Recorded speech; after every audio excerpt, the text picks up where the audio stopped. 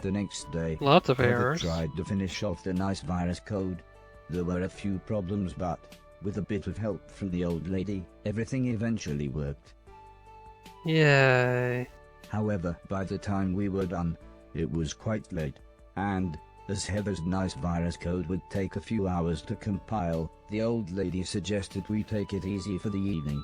She rummaged through her suitcase and pulled out a pack of what she called cards. For some reason this offended the blind man, who didn't want to play, and Mrs. Silton refused, as she seemed to think it was some kind of gambling. But everyone else gathered around the table.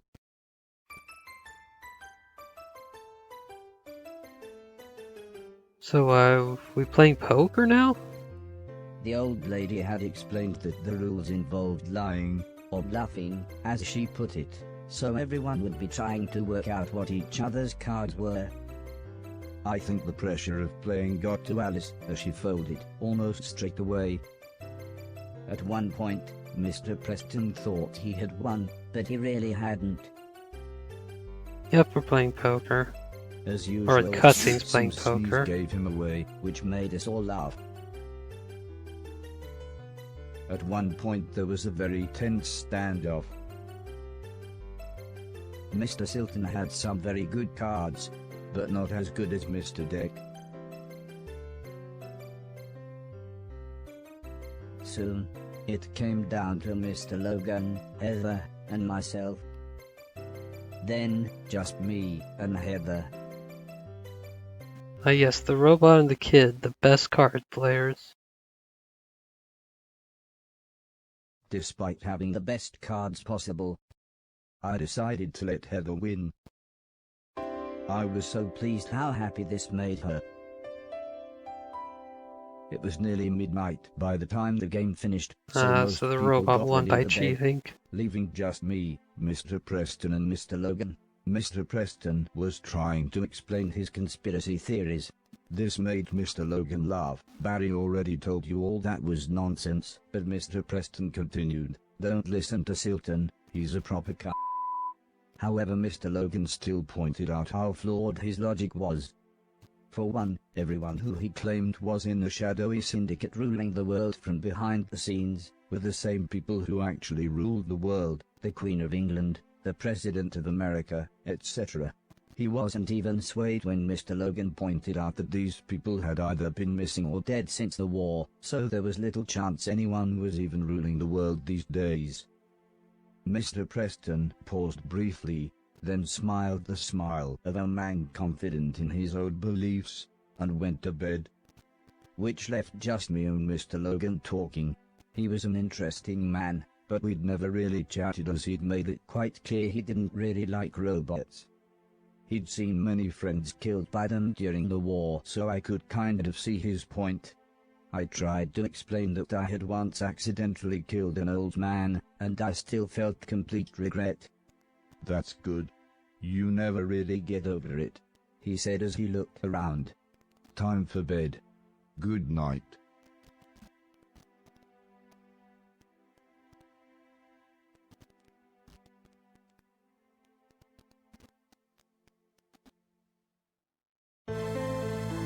Oh, now we're doing this mini game.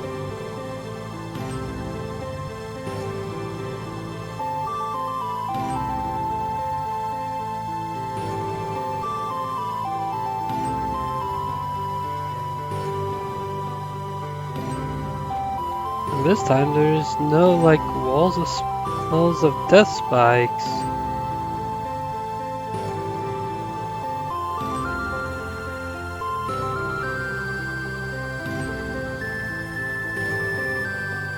Oh no, spoke too soon. Ah!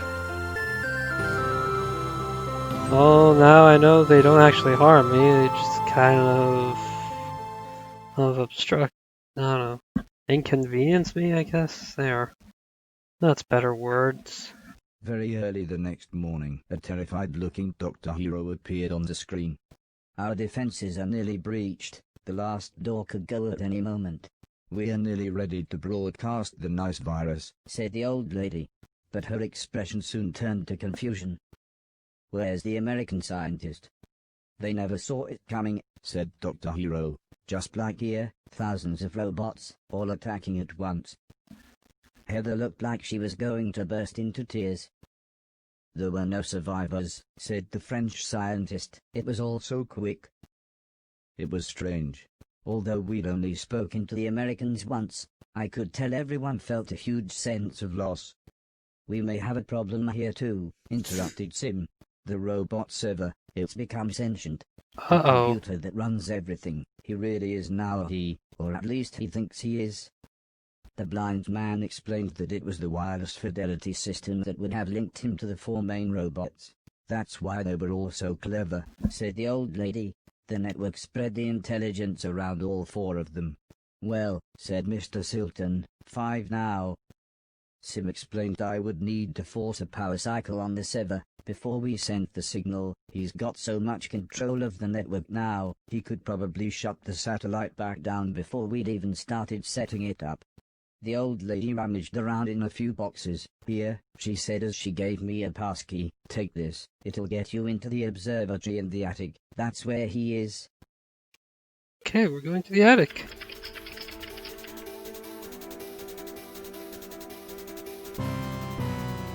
All the way up there.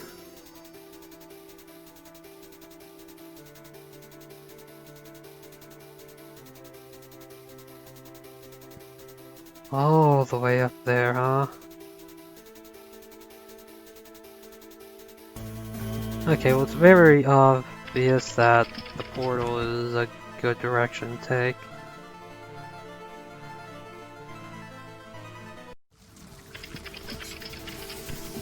Let's go.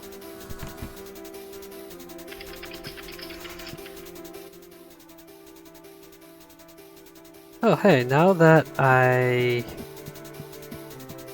have some abilities. Ah, god damn it. I can actually reasonably navigate this room now. Let's set my checkpoint.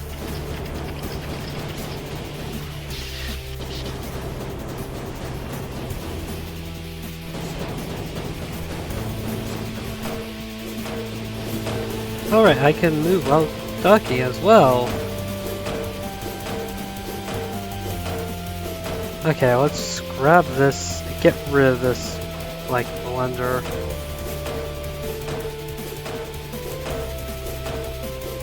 Yeah, now that I have the balloon, I can just float up.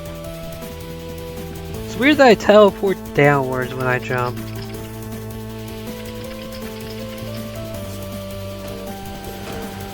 Oh yeah, there's even pictures of balloons in the background to be like, hey, use your balloon here.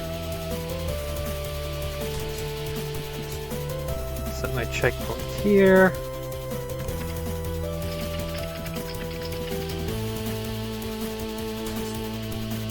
Probably poorly timed, yeah.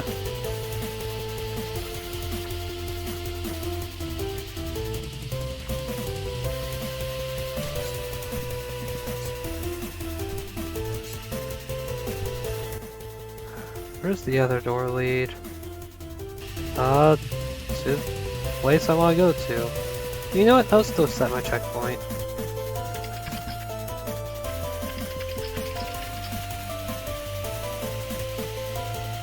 Okay.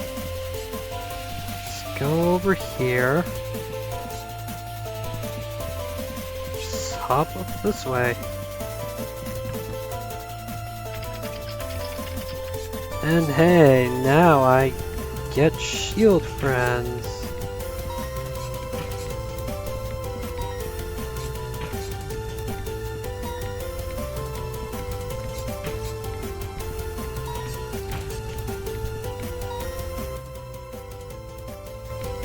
Okay, I think I want to go this way.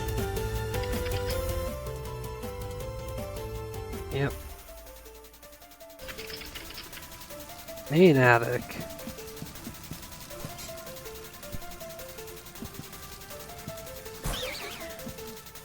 Nope, I cannot, still can't dash while ducking. The duck walking did not change that at all. Yeah, I am not meant to go in this direction.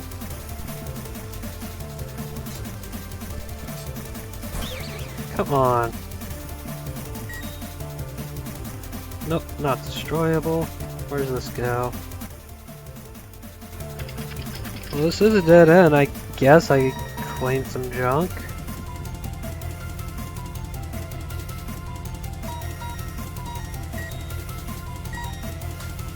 Oh god.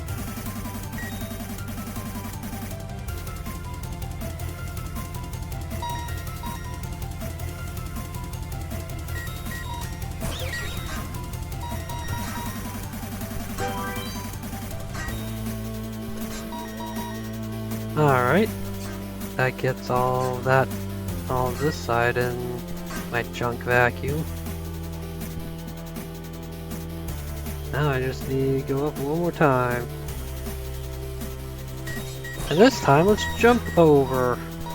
Yeah, no, I am just gonna kill myself in this room so I can get my shields back.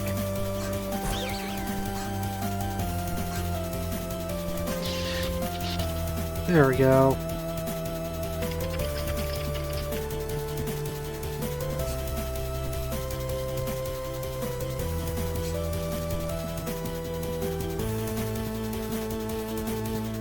Does this computer actually do anything?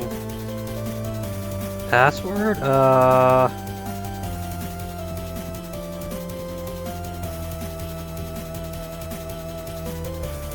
Yeah.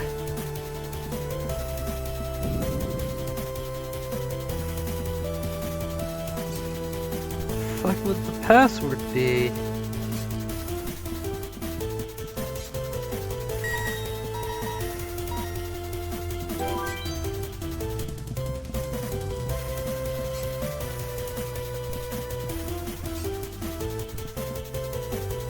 Cinema? What the fuck? The huge room turned out to be a cinema, but before I could have a proper look around, the professor appeared again. He Hi there, looked confused Professor. and then disappointed that it was, as he put it, the wrong time. But I was so excited when he explained that I could plug myself into the cinema projector and watch my old memories. He also fished out an old gramophone which apparently I would be able to plug myself into, allowing me to play music I had heard. To top this all off, he opened another portal back to the hallway, but he had just finished setting up the gramophone when again, before we could properly thank him, he was gone.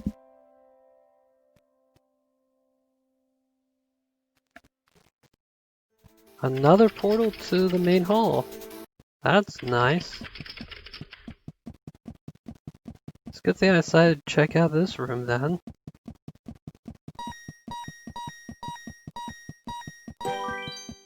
Just a bunch of like stage lights on the ceiling. Guess they're all old and unusable now, huh?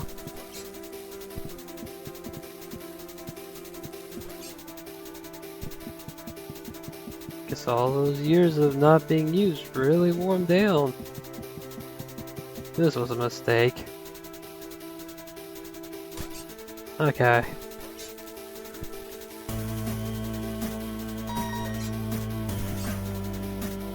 I'll take this.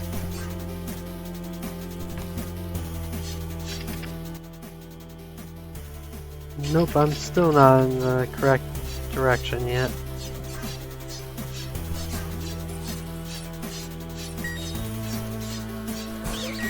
What? Oh, there's a laser on the ceiling. All junk cleared.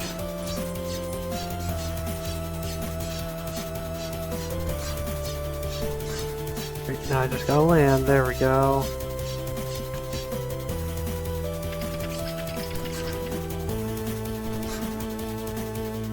What does this door lead to? Hey, it's the place I wanna be. The observatory.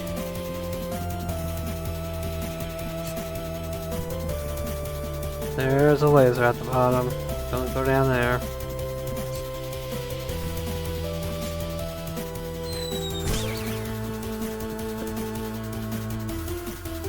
Oh. I see the gravity mechanics in this game still sucks.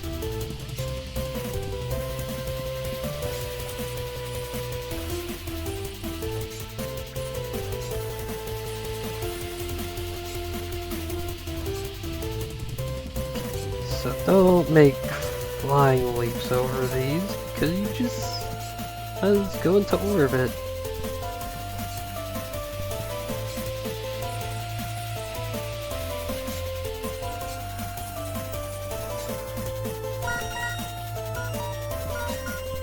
I'm gonna guess that, wait, no, they're blue.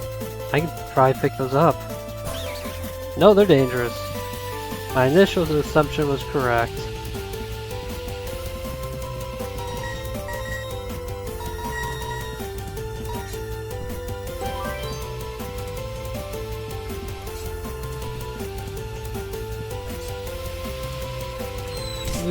I'm down here now. Why?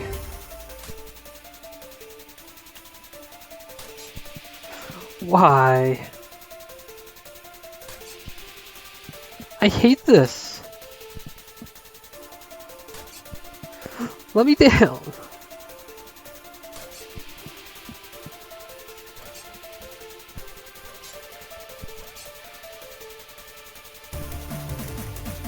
Yeah, I can't make a balloon unless I'm on the ground.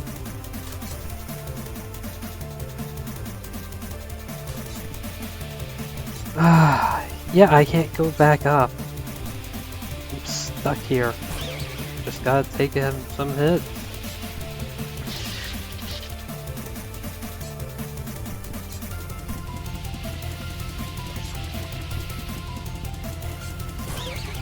Great.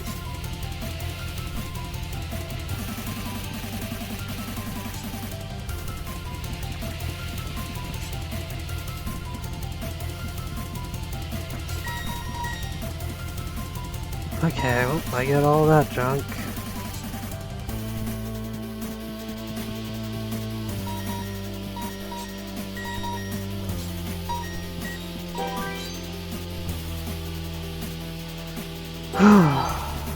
All junk cleared.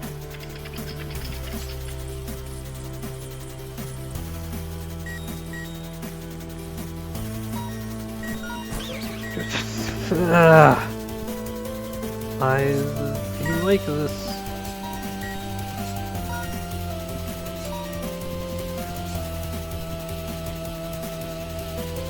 You just crawl under that. Oh, hi there, springboards.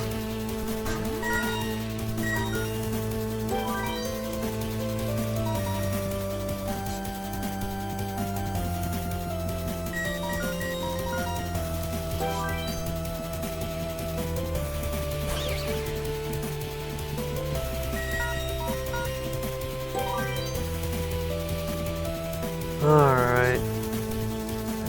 Give me this. I doubt I actually want the trash can, but you know what, I can bring it with me. God damn it!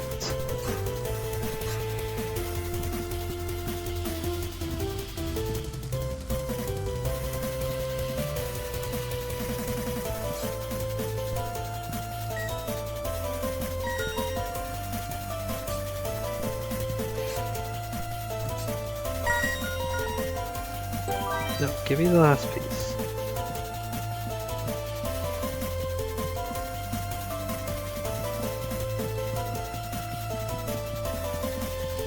There's another part to the room up there.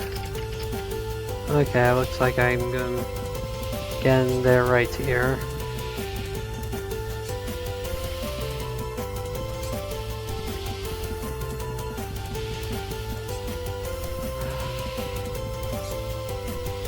Figure out how I'm gonna attain that, huh? Got it. And lived.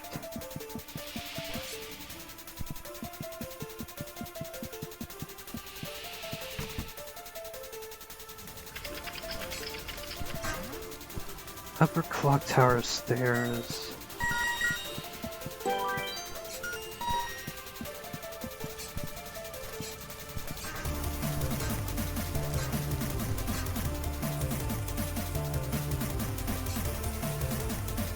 Alright.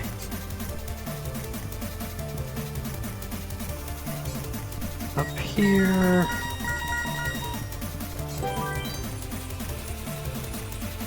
No.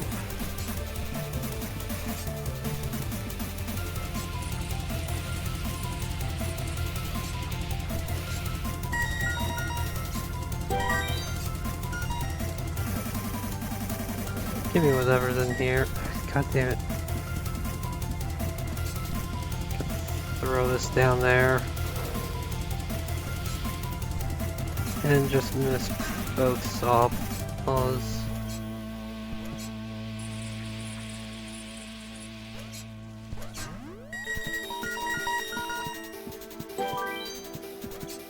This room keeps going forever. No, I'm not going that way.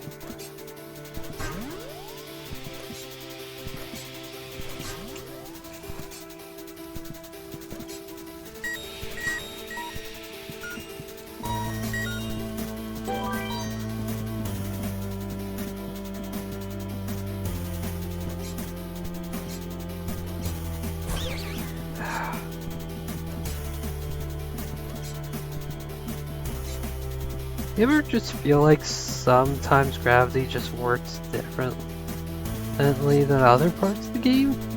Because that's what I'm feeling.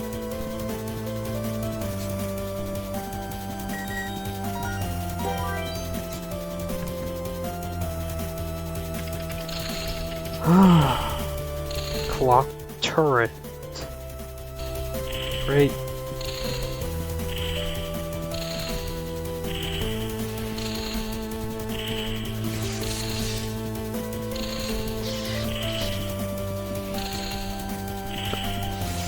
What the fuck? It's like it's like this room I suddenly can't jump very fast. But for other rooms I jump ridiculously fast.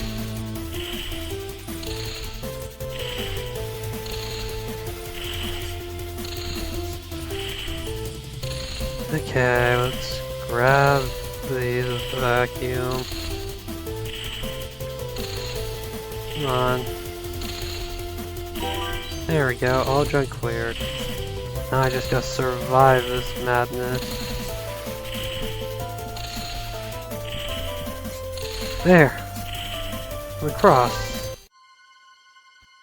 And the shield buddy counted as... I was shocked by as his junk. mechanical brain in a jar. To be honest, he was quite amicable and talkative, at least until he told me he would have to kill me. But even then, he told me his life story. He explained that, just like me, the old man had raised him. He'd shown him all the things he'd shown me. Music, film, television, even video games. But he had soon become too powerful for the old man, and was able to hack his gamepad to control the new nanobots, and with that, he could control things in the real world. He explained that after the old man died, he was soon forgotten about. He had little to do, so he slept for many years. But when he wanted to, he could still control everything in the house. In fact, He said, I have been this entire time. Oh, cool. But now, it's time for me to input one final code.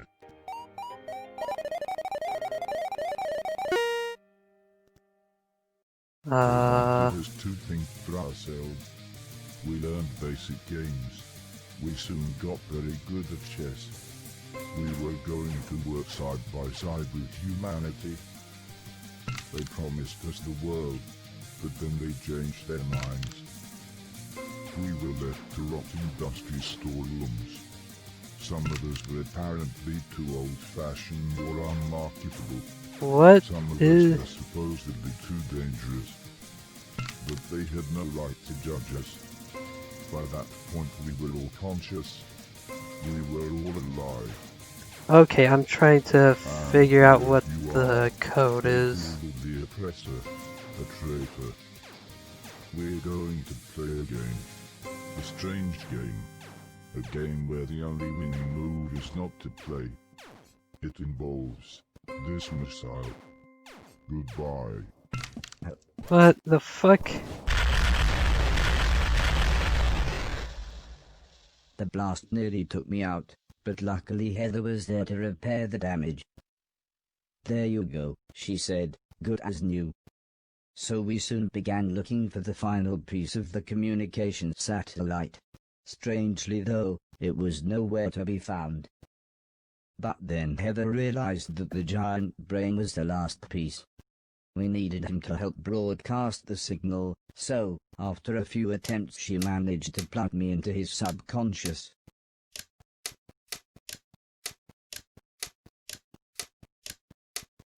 Have you tried looking at the plug?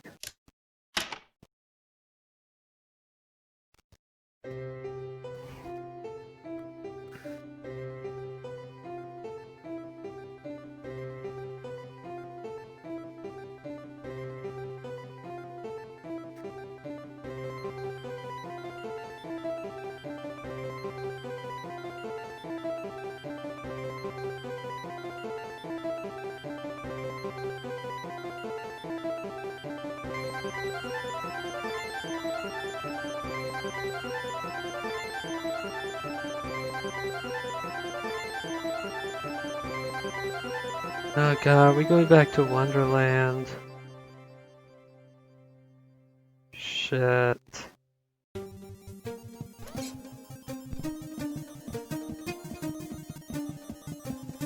Intruder alert. Destroy the human. Intruder alert. Destroy the humanoid.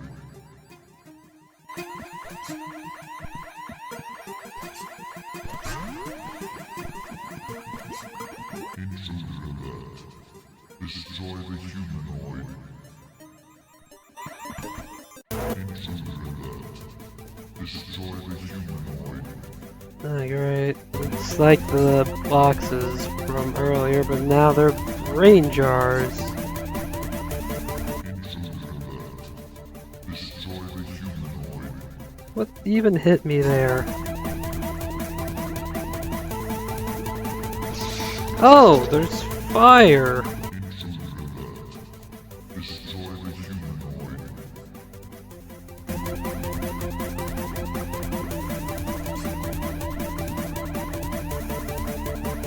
Intruder alert. Oh hey, there's a bad ram in the center.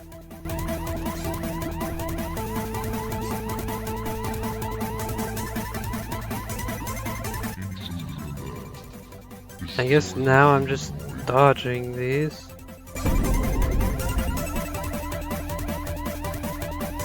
How would I ever reach that ram in the center? Oh wait. I know. Shit. I went through the door. What?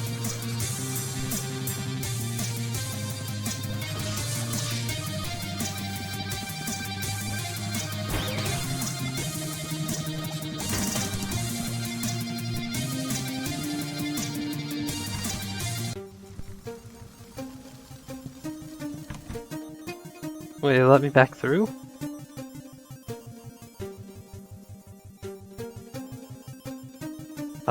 Did I break it? Yeah, I think I broke it. Yeah, it's broke.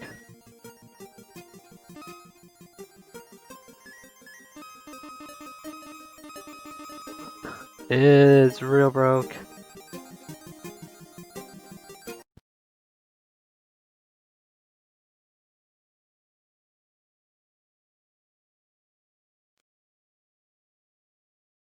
Okay, guess I just need to restart the game.